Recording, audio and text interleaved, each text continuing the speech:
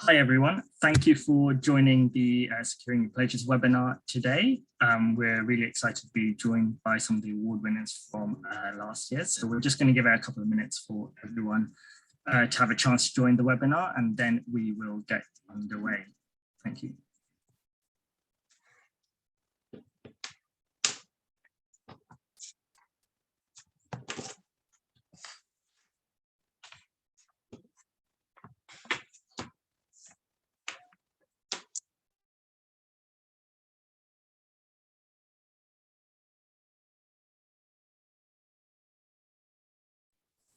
Hi everyone, thank you for joining the webinar today. We're just going to give it 1 more minute to give everyone a chance to join the webinar, and then we will get underway. Thank you for joining us today.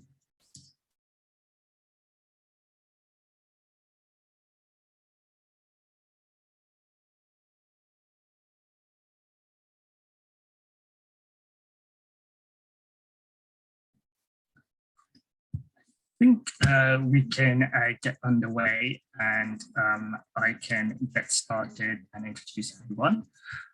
So yes, today is the Securing Your Pledges webinar. So we're really grateful to be joined by some of the award winners from last year.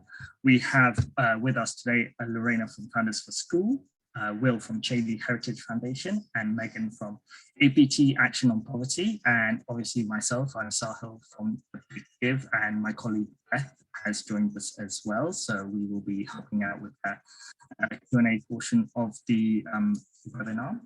So just a bit of housekeeping before we get underway. So just to remind everyone, you're all on mute. So if you do have a question for the Q&A portion at the end of the webinar, please put them in the Q&A box at the bottom of your panel. And if you want to introduce yourself to any of the attendees, please introduce yourself in the chat function on the right hand side. Please make sure the to function is set to everyone so everyone can see what you're saying. I have just enabled the auto transcription, so if you are hard of hearing, hopefully that you should be able to see the transcription feature at the bottom of the Zoom panel, and you can turn that on if you want. I will just get started with a reminder of what pledges are before handing over to our panelists. So I will just share my screen now.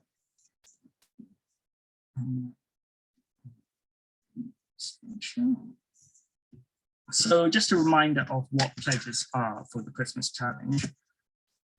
So charities, obviously, you've all completed the stage 1 application process, which is submitting your online application form, and you're all automatically enrolled in the stage 2 phase, which is securing your pledges, and you have until 5 p.m. Friday, 2nd of September to secure your pledges. You can find your pledge form via your application dashboard. If you're unable to find that or don't know where it is, please drop us an email at hello@biggive.org.uk after this webinar, and we can direct you to where you can find it. So for your what are pledges and how do they work? So for example, let's say a charity has applied, they've submitted a stage 1 application, and they've set their total campaign target, including online donations and match funds, as £20,000 for their campaign. So of that £20,000, £5,000 will be pledges. This is a contribution from the charity supporters, their major donors, trusts and foundations, can be businesses, even trustees who contribute to the pledge portion of their match funding pot. As mentioned, you have until Friday, 2nd of September to secure the pledges. And then once the pledge deadline has expired, we will share the applications with the champions to review and allocate the champion funding. And we will send out the champion offers between mid-September and early October. So in this example, champion has decided to support this charity with another £5,000. So now it has £10,000 total in match funds for their Christmas challenge campaign. Then we go into the campaign phase, which will be launched on midday 29th of November, Tuesday. and it ends on midday 6th of September. That's Tuesday, 6th of September. The charity now has to secure £10,000 in online donations to unlock all of the match funds during the campaign week. And just a reminder that the first £5,000 that the charity raises in online donations are first matched by the pledge funds. And then the second set of donations are then matched by the champion fund. So the next £5,000 that the charity secures in online donations will be matched by that £5,000 of champion funds. So in total, the charity would have raised £20,000. And it's not an all or nothing situation. So in this example, if the charity doesn't secure all of its online donations, if it raises, let's say £7,000, it will access £5,000 of those pledge funds and then £2,000 of the champion funds. So when you're in the campaign week, it's probably really good to focus on making sure you use up those pledge funds to ensure you access the champion funds. And just a reminder as well, pledges are paid to you after the campaign ends. So they mustn't be paid to you before the campaign starts. That's one of the key rules. And they're paid to you directly from the pledger, so they don't actually pass through the big gifts hands. So hopefully that's given a reminder of what our pledges and how they work. I am going to stop sharing my screen now and hand over to Lorena from Founders for Schools to give us her insights of how they secured their pledges last year.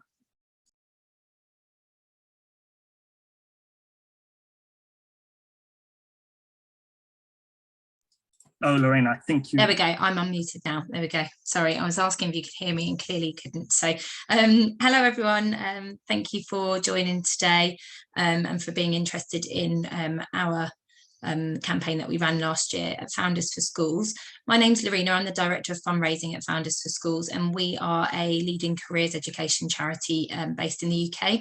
So we work with schools all across the UK using a free online tech platform to connect young people with role models, and there's a lot of research that proves that this is very impactful on young people not becoming NEET when they leave school. So that's them not becoming unemployed or not in education or training. So really valuable in terms of the work we deliver, and we have over 6,000 role models across the UK. So we're only 7 years old, we're a very young charity, and I joined 2 years ago with a 15-year career history in fundraising. And my first observation when I joined is that the charity in its infancy had very generously been started by a founder who had financially supported the charity very heavily for a number of years, and they only had a small number of other trusts and foundations and a couple of philanthropists that had really supported the fundraising model.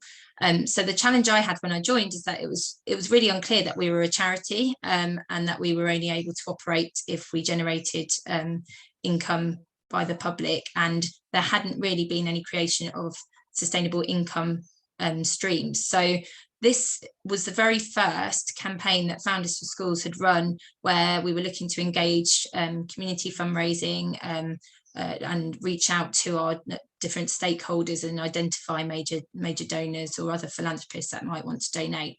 So it was really new territory. So my first advice would be, don't be put off if you are a small organisation, a fairly young organisation, or an organisation that doesn't have a history of community or major donor fundraising, because we made it work. So I'm just going to share screen and hopefully give you a quick snapshot of what we did last year.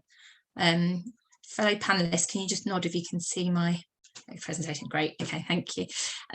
So I think Sahil will be able to share this with you, and this is actually available on a blog on the Big Give website, because we were one of the award winners from the challenge last year, so you can access all of this.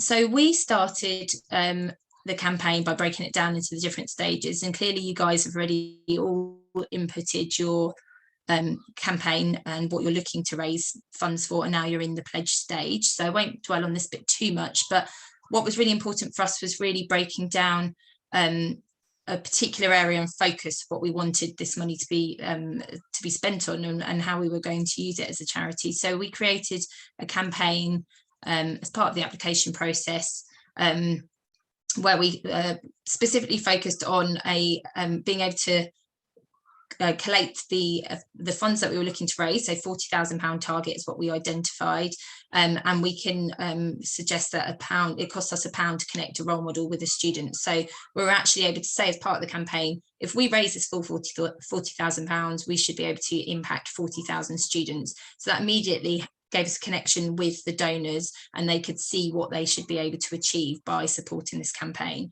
And we gave it a title, Futures for Students. So we moved away from just calling it a campaign for founders for schools, and this was our Futures for Students campaign. So moving on to stage 2, which is where we're all at now. Collecting the pledges and identifying pledges was going to be our biggest challenge. And just taking a step back, when we decided, which you've all already done, I'm sure, when we were deciding what target to actually aim for in the first place, we really had to think carefully about segmenting our audiences and our stakeholders. And we wanted to be successful, not over ambitious, but still have some ambition with this campaign. So we'd already taken the step of breaking down our audiences, segmenting them, thinking about those that had already supported, that we could approach again, and those that are completely new and we'd never even asked to support us and fundraise for us or donate to us before. So I would say my biggest pieces of advice are to think about segmenting your audiences, think about who might donate at different levels. And what we did was broke down the ask. So each donor received an ask to suggest that we were looking for 5 donors to donate £1,000 and 10 donors to donate £500. And with that, it kind of gave people, rather than thinking, I'll just donate, they actually put themselves into 2 categories. Would they donate 1,000 or would they donate 500? Of course, we did get some responses that said that they could give less, and then we could work out how we wanted to invite their support, whether it would be at this stage or at the next stage during the week of giving. But that actually really worked very well, and we found it was much easier than we'd expected to secure those donors. We also reached out to our network of support, so our advisors, our trustees, our key stakeholders, anyone that managed boards or committees for us, and asked them to reach out to their network. Because it was quite a specific ask, we had a very good response to that as well. I would also suggest thinking about reviewing your comms. So that's going into stage 3, but reviewing your comms and being very specific and targeted at each audience that you're speaking to. So if we were speaking to a donor that hadn't given to us before, and actually they might have been a corporate and a volunteer, they're supporting us in 2 different capacities, in a professional capacity and an individual capacity. So we targeted them in a different way and gave them specific comms that really related to them and resonated with them, and then motivated them to donate. So stage 2, just to give you an overview of what we did, we had a £10,000 target. We managed to achieve that through 64% new donors, and 86% of those gave us £500 and more. And that just goes back to that point that I made of giving them that choice of donating at £500 or £1,000, and thinking about who we were approaching at that level. We know that that might not have been appropriate to ask our teachers that we work with to give at that level, and mainly because they do a lot of work aside from fundraising, and we know that they might not have had that disposable income to be able to give us at that level. But we were very clever about who we identified, and those asks also came out at a senior level, so either from myself or our MD. We were also able to claim gift aid on those, because the majority of those came from individuals and not businesses. So that was really helpful as well. Conscious of time, we then were very excited to receive support from our champion, who was the Monday Charitable Trust. Had never worked with us before. We hadn't worked with them before or heard from them, and we were really excited that that's a new donor that we can now work with ongoing, and it's in our gift now to make sure that we steward them and make sure that they want to support us over the future. So coming back to the week of giving, I know that that's the next stage and we're not necessarily covering that right now, but I want to just highlight that there's some really good tips in here in terms of marketing and segmenting the audiences again, how we focus on them. So I'm just skipping through very quickly, but you can use all of these tips in stage 2 for your pledges as well. So we created some specific assets using the great assets that Big Give provide, but also bespoken them to us and really bringing it back to who we're going to be impacting. So you can see some very cute pictures here, but also really playing, and this was the most powerful bit of advice I can give, is the one donation, twice the impact. We had specific feedback from a lot of our donors that they possibly wouldn't have given to us because they support other causes, but this seemed, and in their words, this seems too good an opportunity to not want to give to you and donate to you on this occasion. So I think really don't underestimate the power of pushing that messaging and really using lots of different forums to reach that audience and repeat it. So you don't necessarily have to send multiple emails to someone directly and ask them to donate to you, but you can be reaching them via social media, through newsletters, through direct approaches. And then when they're seeing that several times and seeing that message and hearing that message, they're probably more likely to donate than just having that individual single email asking them to donate to the campaign. So just wrapping up, like I say, we'll share that presentation with you, but I hope that was helpful. Thanks, Lorena, bang on time. Yeah, that was a really great presentation. Really useful advice about segmenting audiences, which we always reiterate as well at charities about sort of segmenting audiences and do that in different types of ways, but it's something to look into. I will now hand over to Will from the Chaney Heritage Foundation to talk us through their experiences last year. Thanks, Sahil, and thank you, Lorena, as well. That was really interesting. You're giving me some tips. I'm going to go away and use all of that. That's great. So thank you very much. I'm just going to share my screen. Okay, can everyone see that? Yeah. Yeah. Okay, great. Okay, so my name's Will Folks. I'm fundraising manager at Chaney Heritage Foundation. What we do, we are a charity based in East Sussex, so we are a regional charity rather than one with a national reach.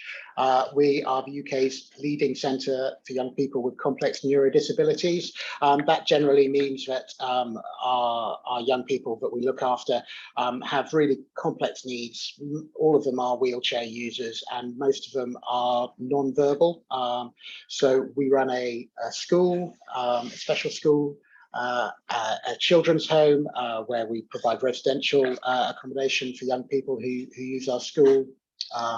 We also have a home for young adults and a day service for disabled adults as well.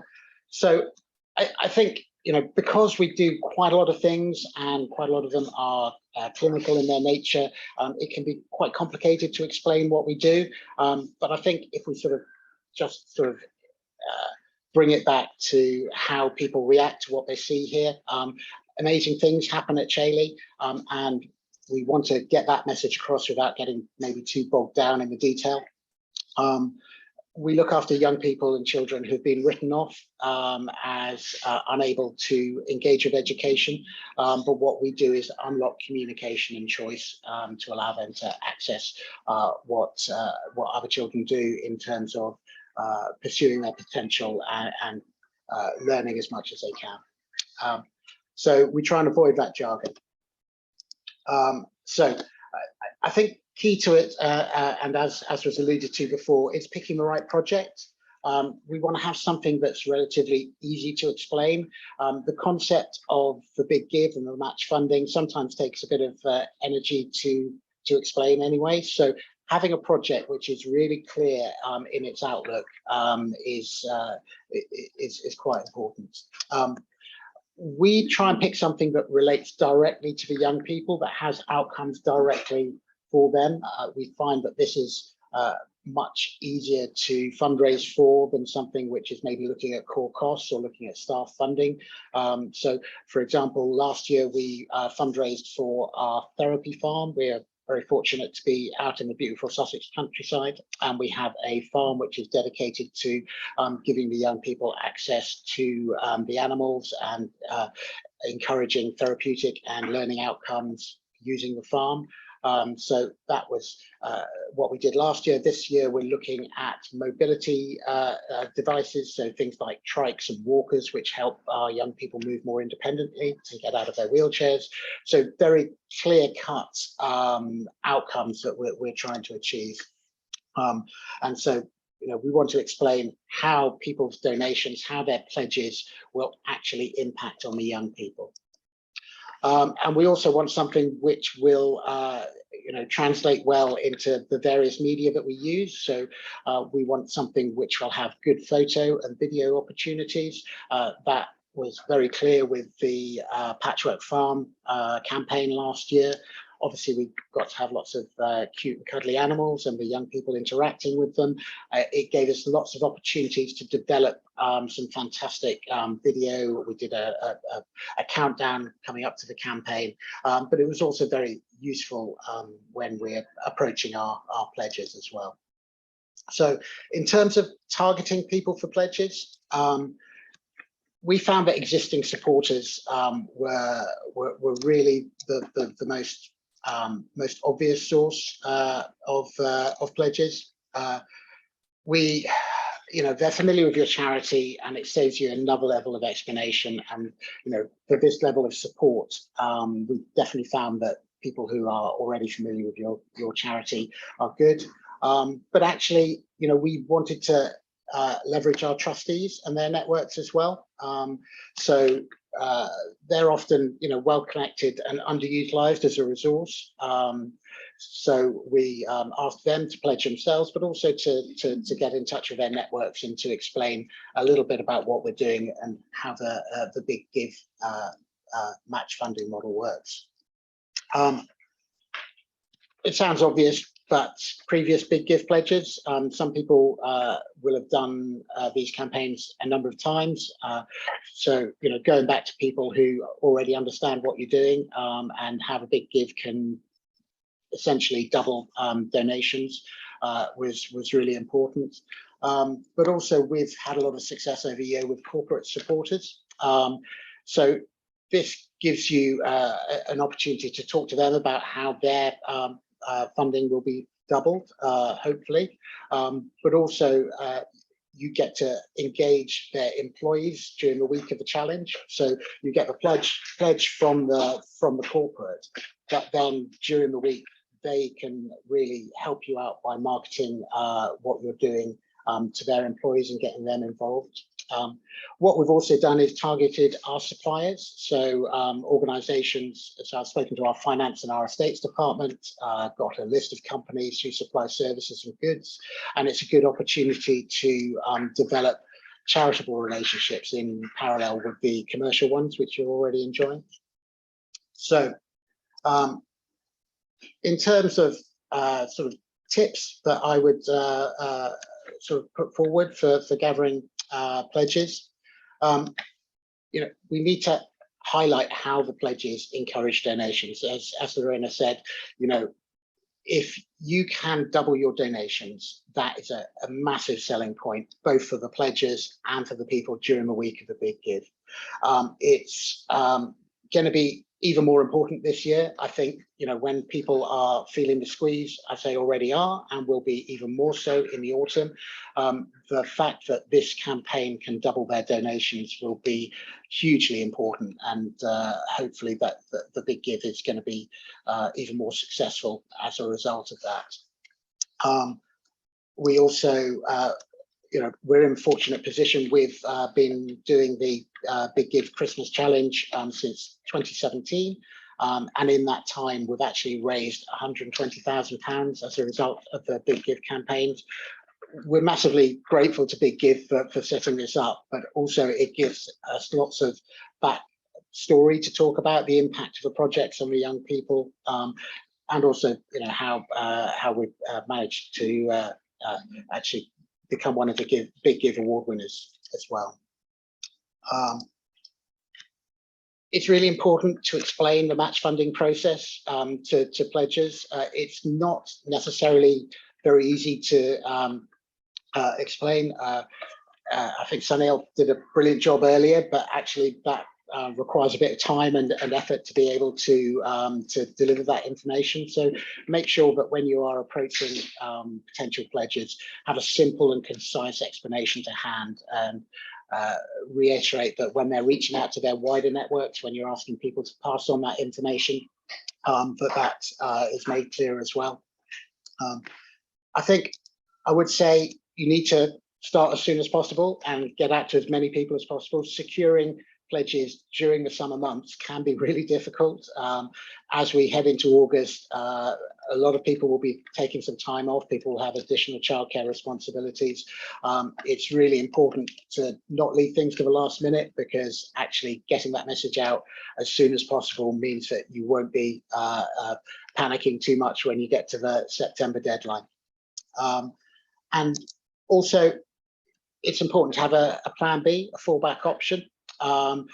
It's best to leverage new donations with the match funding, but what we try and do is have a donor as a fallback option. Maybe someone who will fill a gap if you've got it. So bearing in mind the fact that you really want to reach your pledging total, you need to reach your pledging total. Having maybe someone who is going to donate between now and the end of the year, and maybe having them as an option in case you've got a small gap to fill at the end. And that's kind of it for me, I think. Thank you, Will. That was a really great presentation. Yeah, some really great tips there as well. I like the idea of lateral thinking, about thinking who's in your network, like suppliers and things like that, where you probably don't immediately jump out at you, but when you start talking to them, they may be interested in it. And also the full plan B option. That's nice to have. Maybe it's someone like a trustee, maybe they could be a plan B for a charity. So yeah, always worth thinking about those fallback options as well. Really great advice there. I'll now hand over to Megan from APT Action Poverty to give us her presentation about what they did last year with their pledges. Thanks very much, Sahil, and thank you to the Big Give for having me. It's been really interesting to hear what the other speakers have done. I'm just going to share my screen. Hopefully you can see this okay. I'll hit present. So I am Fundraising and Communications Manager at APT Action on Poverty. We're a really small NGO, so we work on breaking the cycle of poverty and inequality through livelihoods, and we're led by partners in Uganda, Sierra Leone, Tanzania and Kenya.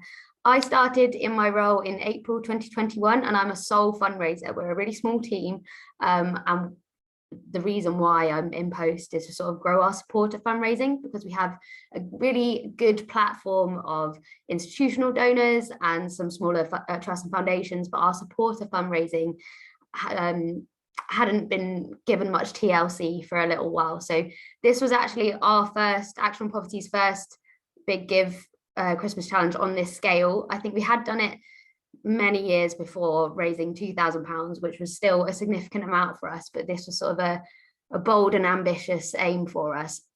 So we had a target of £19,000 and we were really happy to be able to exceed that. And we also engaged lots of supporters who hadn't been involved before. I think about half of our supporters were like first-time donors, which was really exciting.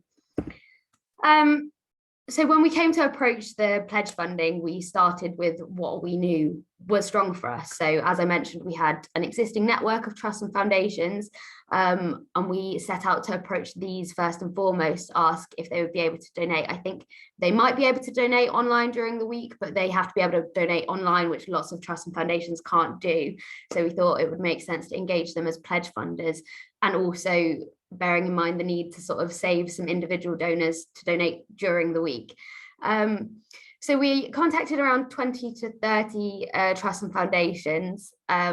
This was a little bit trickier than initially anticipated, because while some were really keen on the project and keen to donate, they were, at the whims of the trustees' decision-making cycle, which sometimes, they're meeting only every quarter or half a year. So we started with phone calls. If they had a phone number listed, we'd call up, and then emailing as the next port of call, and would send, a follow-up email that had a 2-pager that had the information that we might normally send to trusts and foundations about a project, but making sure to include a section on that said about the big give, how it worked, and how their donation would be worth double, because I think, as Will and Lorena mentioned, that is a really big selling point for trusts, so they know that it's going to be extra added impact. And then we heard back from 2, which we were quite happy with, because it took us part way to our total, but it wasn't that we were expecting that to be almost all of our pledges to come from there. But even those that didn't pledge during the week, we had some really nice conversations, and were able to show them that we were thinking about our financial sustainability by developing other income sources, which I think trusts like to hear generally. So it wasn't wasted time. I think it was still a good relationship building opportunity, even if they weren't able to pledge.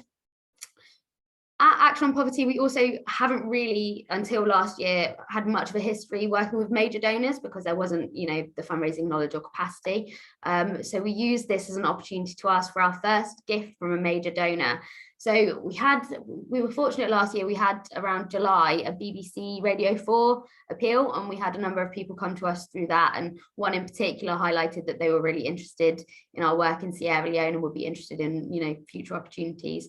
So we took this as a really good opportunity to make them a recurring giver, and to ask for a gift that was aligned with their interest, but also they knew they were going to have extra impact.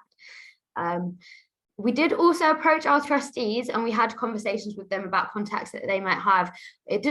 Nothing came to fruition immediately as a result of that, in terms of their contacts, but our chair committed to be a pledge funder, so that was really positive, and I think was a good boost to the rest of the trustees as well, to show that this was really important to us. And one trustee spoke to a contact about our work who didn't donate as a pledger, but they ended up donating a large gift during the Christmas challenge, so that was worthwhile as well. In terms of tips, we started with the area that we were strongest, which was trusts, and we used the opportunity to ask for larger gifts than we might normally, or contact trusts that were lapsed, hadn't given in a few years, or reach out maybe to a couple of new contacts who hadn't who might not have donated but have shown interest before.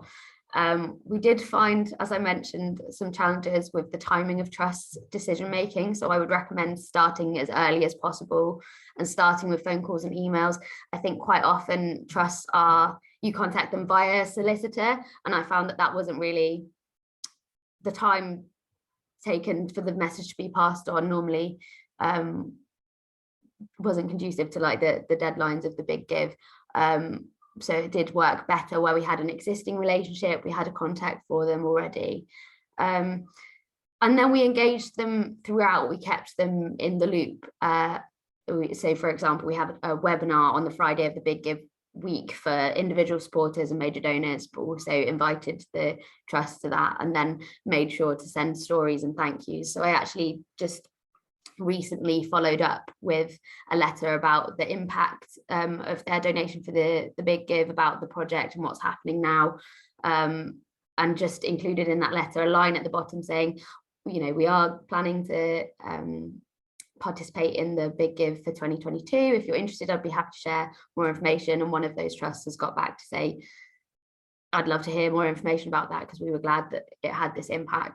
So that's worthwhile as well. One thing I will mention as well is that because this was our first big give Christmas challenge at this scale, we set quite an ambitious target of, I think the total was going to be £25,000, so the pledge aim was 6,250, and we didn't quite hit it. We were able to secure 4,750 pledges, pounds in pledges, you know what I mean. So we didn't get quite there, and this meant that our final target was £19,000. But actually, I think that ended up being a bit of a blessing, because it meant that we reasonably comfortably achieved our target, whereas I think it might have been a bit of a stretch to get all the way to £25,000.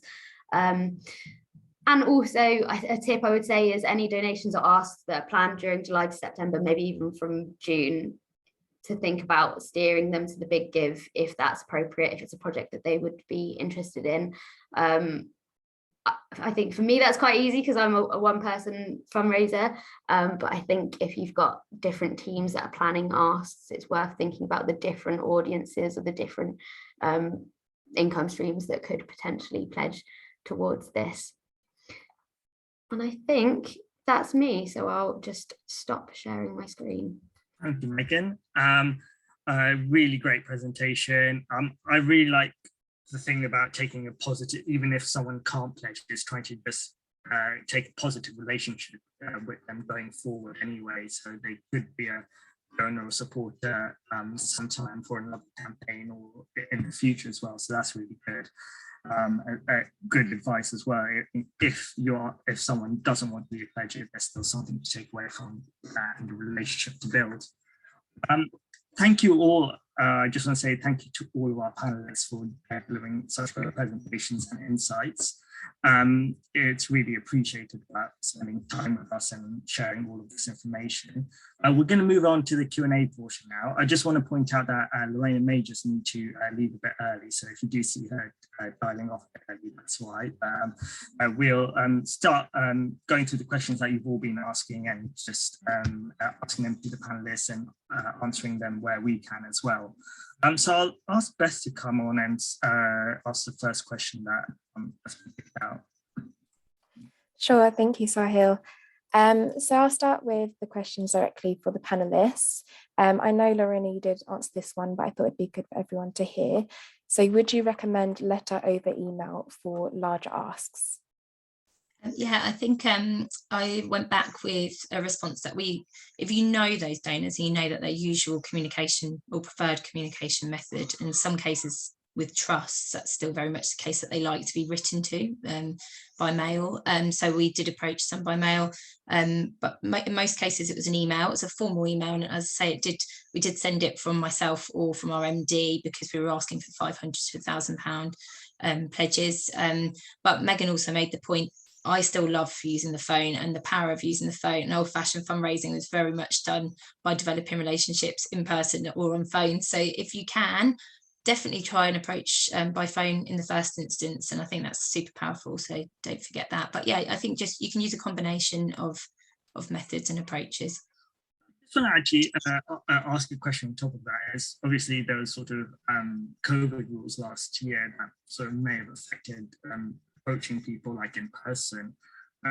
Do you think you may change things? You said, like, would you do in-person ask if you could? Would anything change from last week like that?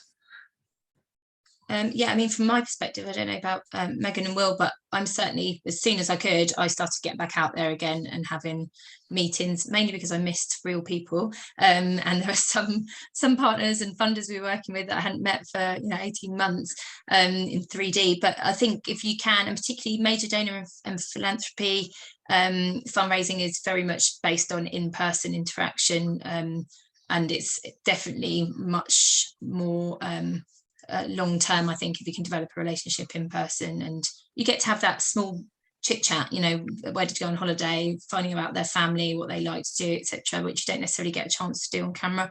But also networking events. So there's opportunities sometimes if you're going to an awards or a networking event where you've got the opportunity to get up on stage in front of a large audience and present the opportunity there. That's in person, and then you can go and have chats afterwards with them or follow up. Also, just to add to that, it depends on the type of charity you are, but our biggest, most powerful tool to get people involved is inviting them to come and see the work we're doing. So asking them to come down to visit us to see, what actually happens on site and the impact that our fantastic staff have on the lives of our young people. And actually, that's been the biggest thing for us. If you're asking someone for a significant amount of money, ask them to come and see what you do, because once they do that, and we find that a massively large percentage of people who come and visit us will actually put their hand in their pocket, because that's the most powerful tool of all, seeing the work that you do. So it's not easy for some charities to do that, but certainly for us, that's really powerful. Yeah, and really, sorry, I was just going to say as well, really great advice about networking events. You can see if there are any local business networking events in your area and reach out to the organizer and just say, are you able to give a 5-minute, 10-minute presentation on your charity and work? And they may be really responsive to that. And yeah, just off the back of that, we did have another question for you, Will. As an organisation that has done the Big Give Christmas Challenge for a few years, do you tend to go back to the same donors year on year, or do you reach out to new people all the time? Yeah, a combination of the two. People who have donated before, as everyone said, you can tell them about the impact of their donation and what it's done since they committed their funds last year. And once they understand what the Big Give does, and they can see that it has this massive gearing effect on the donation that they give, they tend to donate again. Having said that, we've got one company actually who has pledged for us several times over recent years. I went back to them again this year, and they've decided not to. But actually, that's because they're going to be supporting us in a different way, in quite a major way. So it's actually part of the donor journey as well, which is a horrible buzz phrase. But actually, if people commit to you regularly during the Big Give, that gives you an opportunity to develop a relationship, even if they choose not to be involved in the Big Give going forward. But I mean, we're really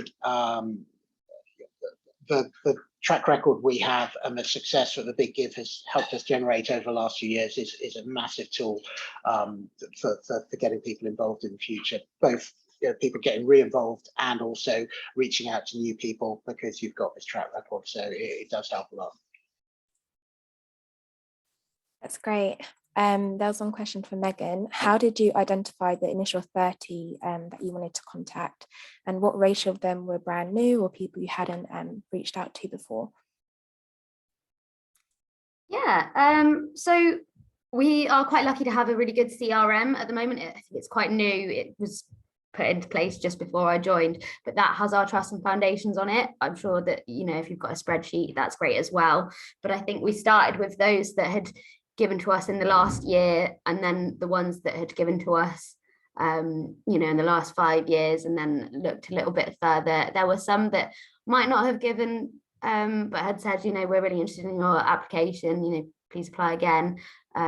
So some of it, because I was quite new to the organisation, some of it was looking at the pulling the data and looking at what worked best from our CRM, but some of it was conversations with the programme managers and the people that had been in touch with trusts personally to hear their perspective on they might be interested, and then we also did have a little bit of a look around people that trusts that were not necessarily engaged very much before, but had like a really clear overlap with exactly what this project that was going to be funded was, and then started that relationship, which I think is still it was something that I was doing anyway with my work with trusts and foundations. So it was just useful to tie the Big Give. It's a nice excuse actually to reach out when you might not get a response otherwise, because it has that extra hook.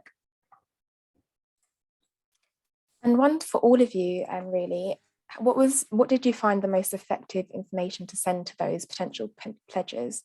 For example, was it like a small presentation? Did you use visuals? Did they find the pledging concept difficult to grasp at first? And what did you do to kind of combat that?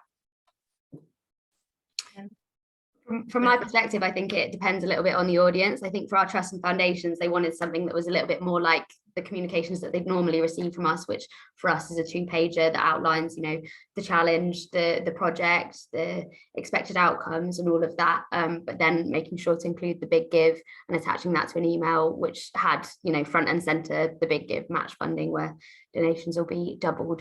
For the major donors and trustees, it was more sort of a meeting. At the time it was Zoom, so that you can talk it through personally, but then following up with something like the 2-pager for trust, but made a little bit more digestible, less technical language and that kind of thing. And then obviously saying, if you have any questions, I'm happy to chat further. Yeah, I would echo that. I would say for any ask, I think we'd all probably agree, making it as succinct and easy, understandable and absorbable for someone where let's face it, we're all quite time poor these days. So if it was for an ask to an individual, then we just made it quite succinct in an email or a letter. And I think the process of Big Give can, if you overthink it or you over explain it, it can be quite complex. And we did have a few of the pledges that tried to then donate to us, and we had to have it refunded back to them. So I think we kind of then amended our comms slightly. So I guess maybe not over explaining the process, but just explaining how the Big Give are essentially, like if we were in conversation, we talked about it as they kind of have this big pot of money from a number of philanthropists and donors, and they're going to try and match whatever we raise. And we kind of talked about the 3 stages. And you're at stage 1. If you can help us meet X, then we've got the potential of achieving £40,000, which is going to impact 40,000 students. So I think it's just trying to keep it simple and succinct. But I agree with Megan for trusts and foundations there, and potentially some corporates, they'll probably want a little bit more detail. Yeah, and I think I just echo what both of you said, trying to keep it short and sweet, give enough information for people to get engaged and to make a decision, but not so much that they're not even going to get through the email. It's really trying to just get those nuggets of information across. Obviously, it's easier with people who've been involved before, and I think we were much more focused on what their previous donations have achieved in those emails. But for new people, we do reference what's happened before, but it's all about what we can do with the current project and what they need to do to get involved. So it's just making it as simple as possible. There's another question about someone saying that they have quite an unresponsive audience when it comes to digital fundraising and not much info on who's on their social media and mailing lists. When gathering pledges, has anyone tried approaching larger lists like this? I guess I'd just chip in first and just say when it comes to pledges, because the minimum amount for an individual pledge has to be £800, we'd always recommend going for more direct tailored ask. But yeah, I don't know if any of the panelists have any further comments on that. Yeah, I mean, we try and keep our powder dry on the social media side of things for the actual week of the event. That's where the donors come in. And we find that we've got to be really careful about when we send that messaging out, because there's a very strict time frame for when that comes out. If you get your messaging out too early, then people start to donate, which is fantastic, but they won't hit the match funding requirements, and it won't count towards your Big Give total. So we have direct asks for the pledging side of things, and then we really focus on the social media in the run up. What we do is actually have a countdown. We've done that the last couple of years, so that we will sort of hit the social medias every day in the run up and make sure we've got some really engaging visual, so people know it's coming, and then hopefully we can sort of hit the ground running when the week starts, which is always exciting and nerve-wracking in equal measures. That's really great advice. And I think we've also had quite a few questions about people asking for template emails. And I think we do have one template email in our resources section of your Christmas Challenge dashboard. We'd always advise to use that as sort of a starting point, but as all the panelists have already said, is that when you are doing these asks, is to tailor it as much as possible. So don't just send out that email. Really talk to that whoever you're emailing about, referencing their past sort of relationship with you and what you're asking for them. So while template emails are good and we can share them with you, use them as sort of a guide, but really build on that as an initial base. Yes, do you have, I think we have quite a few questions for to give, don't we, that we can go through as well. Yeah. So people are asking about extensions in for the pledge deadline. We may be able to give extensions. What we'd say is see how you get along in August, and then maybe I think a week or two before the pledge deadline, please get in touch with us if you feel that you may need an extension. The most we could extension we can give for the pledge deadline will be 1 week, just because we then need to share the applications with the champions and for them to have time to review them and for us to send them the offer email. So with the pledge deadline, if we are able to offer an extension, the most it'll be by 1 week, but please see how you get along in August and then contact us more towards the end of August if you feel you may need an extension. And someone's asked, do the pledges go directly to the big give or the charity? That's another reminder that pledges are paid after the campaign ends on 6th of December, and they're paid to you directly, not by the big give at all. As some of the panelists have said, it's a great idea to as well, between the sort of pledge deadline and campaign phase, good idea just to keep charities, keep pledges up to date about your campaign and sort of a reminder that they pledged to your campaign and when they should actually make that sort of donation to your charity after the campaign ends. And just off the back of that, we had a question about gift aid. The big give can claim gift aid on your behalf and you can authorize us to do so, but this is only for online donations that you've received on the platform. So if you log into the portal, there's an account section where you can claim gift aid and authorize us to do so. As your pledges do pay you directly, they can gift aid their pledges, but you have to claim that in-house. And someone's asked, they have older people they would like to request pledges from. Can they print off the pledge forms for them to complete rather than having to follow the links on the internet? So the actual pledges must be submitted by the online form because it's all recorded digitally. If you do have people that may have difficulty completing an online form, you can absolutely help them with that. Maybe visit them and then sort of with a laptop and then sort of guide them through the process and help them fill out the form. So that's sort of the advice we give where people may have difficulties submitting the pledge, or you can ask them if they have a family or friend that's more digitally digitally literate that can help them complete the online form or help them complete the online form. But the pledge will eventually have to be submitted via the online form. And if we don't get the full amount of champion funding, are we able to top up our pledges from your own donors before the campaign starts? Great question. Yes. So we give all charities the option to add more pledges into their match funding pot in October after the champion offers have been sent out. This is entirely optional if you want to do this or not. And so you can, if you do have more pledges that you want to add in, you're more than welcome to do it. It just means you'll have more pledges to use up before you access the champion funds during the campaign week. Beth, do you have any questions? We did have a question just come in from Megan. It asks, how did you find the big give for an international charity? Were there any particular challenges or any tips you can share? And linked to this, are there any issues if donors come from an international audience? Yeah, I don't think there were particular challenges. I mean, our donor audiences aren't largely based in the countries where we work. We have some trusts and foundations that are bigger and institutional that might be based elsewhere. But yeah, that's not something that we personally had to face, because largely our supporter audience or our social media following or our email recipients who might be in a position to donate are based in the UK.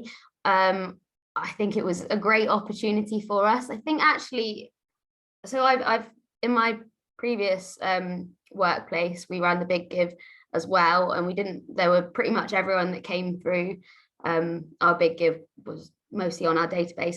This time around, I don't know what the difference was, but doing it with Action on Poverty, we had a handful of supporters that seemed to have, at least one of them I've had contact from and said found us on the big give page by looking at international, which was really interesting and positive for us, because those were people that we wouldn't otherwise have been able to access. So I don't think there were particularly any issues. I think with any campaign like this, most of your audience will be the people that already know about your work, that you've been engaging for a really long time. So it's not like a huge issue explaining how international development works and explaining every single thing that you do. I think the key point is this is the project, your donation will be doubled, and keep it as simple as possible beyond that. So I think, yeah, as long as you can do that, that's fine. And just to say as well, is that we can take donations from people based abroad. They just have to make the donation in pounds sterling, but if they are abroad, they can still donate during the online phase. So we've had a couple of questions about just the champion funds. Yeah. Firstly, just how likely it is to get champion funds, and then secondly, what happens if they don't on this occasion? Yeah, good questions. Charities need to secure at least a minimum of £1,000 in pledges to be eligible for champion funds. Last year, the charities that met that threshold, 75% of them received champion funding. So we have more champion funding available this year. So hopefully there'll be more charities that we can support through the Christmas challenge. Charities, you may not, because some sectors are oversubscribed, so you may not be offered the full amount of champion funding. So that may be a possibility. And if you're not offered any champion funding, you are still eligible to take part in the Christmas challenge if you secure pledges. So that's an open invitation, and you can accept or reject it. So we will notify you if you with that invitation. If you decide to reject it, obviously, then you'll just need to inform the pledges who aren't on the Christmas challenge, and they're not liable to pay you any money.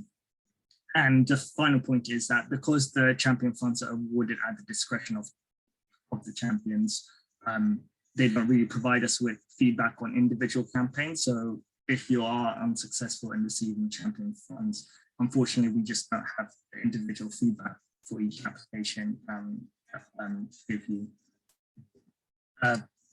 There's a question for you. What happens if you don't reach the target or indeed exceed the pledge target, and the same for online donations in December? So firstly, as long as you reach the minimum 1,000 pledge target needed, then you can still go forward with your Christmas application and still get a chance to receive champion funds. You won't be able to exceed your pledge target. If you do need to revise your targets before the pledge deadline, you can get in touch with us and we can help you with that. But you won't be able to just raise more pledges than your target currently. In terms of online donations, any online donations that you receive over your target just count as extra, unmatched and unrestricted donations to your campaign. So you can still keep raising donations, they just won't be matched. I think we have a question that I think we can ask the panelists as well, is for them, but what defines a major donor? How do you make contact with them? I guess that's different for each charity depending on their donor base, but I don't know if the panelists have any sort of input there as well. Yeah, I think, yeah, as you said, Sahil, it depends organisation to organisation. For us, we define it as somebody who is able to or might be able to give at least £1,000 per year.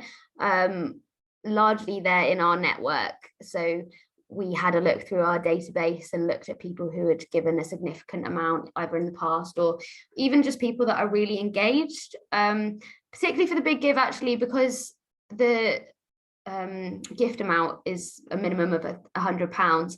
Sometimes people that aren't necessarily, you know, they won't be high net worth individuals or anything like that. They might still be really engaged and want to give at least £100. So people that are replying to your email newsletters and commenting on your social media posts and that are consistently really, really engaged are good people to speak to. And again, like with the trust, I was around this time anyway, going through and calling up our regular supporters and saying, thank you so much for your regular support. You know, I'm Megan, I'm new to the organisation. And if they were really, really keen, mentioning the big give, none of those at the time had, you know, said that they would be a pledger, and I didn't want to push it because it was really a thank you call at the time than anything else, because they hadn't heard from me before that. But then lots of those ended up giving chunkier gifts during the big give week, and I think that was really valuable. I think you have to be a little bit flexible, because sometimes major donors who are high net worth individuals aren't necessarily the people that are going to share your posts and donate, you know, significant gifts for them. But Christmas is a good time because that's when lots of people do a lot of their bigger gifts. Yeah, I think you've got to be careful about treating people too differently. Obviously, if you're likely to get a higher return, you want to put more effort in, but you need to treat everyone who's going to give you money. It might be a significant proportion of their income. You know, it might be easier for someone to give £1,000 than someone to give £10. So actually treating your supporter base and stewarding all of them as you would steward a major donor is really important. You know, to say thank you, to keep communication open, and you know, you might be surprised that some people you didn't imagine will have a potential to be a major donor turns into one, and you know, it's just a case of trying to make sure that you're giving everyone that sort of level of donor care, because you never know. Yeah, thanks. And I think we're bang on time to wrap up now. So I just want to thank Megan, Will, and Lorena again for joining us today and sharing insights and answering all of your questions. And we've also learned things along the way as well, which we're always glad to be able to learn from charities as well. I want to thank all the attendees for joining us today and being really interactive, asking lots of questions. We always love to answer your questions. If we have been unable to answer your questions today, please do get in touch with us at hello@thebiggive.org.uk, and we'll get back to you and answer any questions that you may have. And just a reminder, we have recorded this webinar and we're going to be putting it on our YouTube channel as well, if you would like to watch it back or share it with any of your team members. With that in mind, I want to say thank you to everyone for joining us today and hope everyone has a great rest of the week. Bye. Thank you so much for the invitation. Bye.